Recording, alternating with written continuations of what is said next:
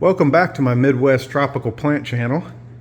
I wanted to give an update on my cacao tree that I had made a video on several months ago.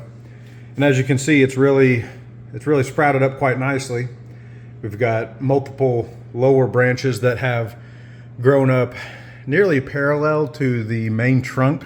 So I borrowed some of my children's Legos until I can 3D print some branch spacers. And that's what I'm using to actually get those lower extremities out from underneath the main canopy. So what I'm doing right now is I'm fertilizing about every 3 weeks since my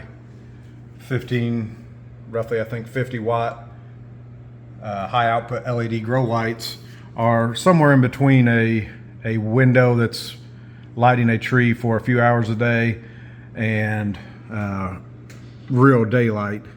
I have these lights on for about 13 hours a day. And now that it's got its own space, I can really branch it out in there without mealybug infestations spreading. It's really had quite a lot of success. One thing I do want to update is I had spider mites starting to form in February, March, something like that on the leaves. However, I was able to get rid of them using neem oil and wiping the main affected leaves with a generous dose of neem oil.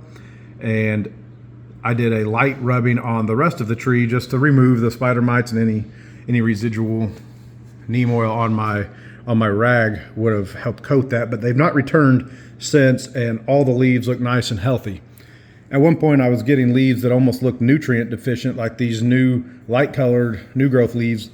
They would come out kind of bent or angled or just not growing correctly. And once the spider mites were gone, that seemed to stop. I used to think it was a nutrient deficiency, but it doesn't seem to be the case.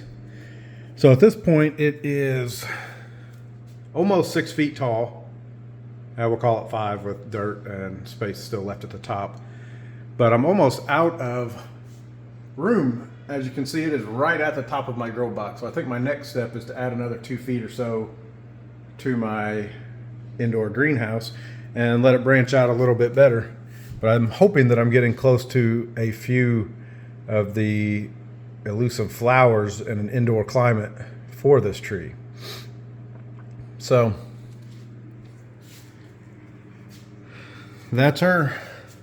I'll give you another update once I get the top of the grow box extended upward and maybe a few more branches. I can see another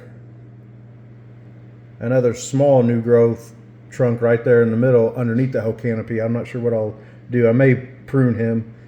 He might be too close. That, or I'll bring him out this direction with some more Legos or 3D printed branch spacers. Anyway, go ahead and like and subscribe, and I'll give some more updates on my other tropical trees that I moved outside. So that's it.